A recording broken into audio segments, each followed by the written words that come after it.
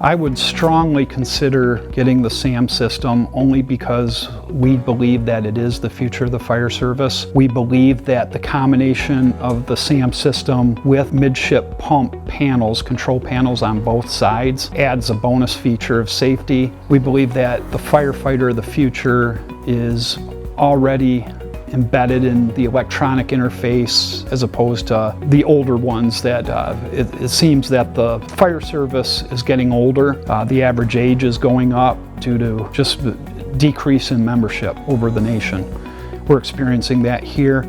We feel that this is a game changer. We understand it doesn't replace the pump operator, it just enhances everything that he or she is able to do. They can not be chained to the pump. They can actually do other fireground things.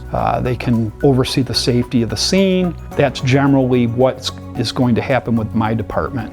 They're going to serve almost as an extra safety officer. They'll be able to move around, control the truck, see what's going on with the truck, and that from not necessarily being right at the pump panel.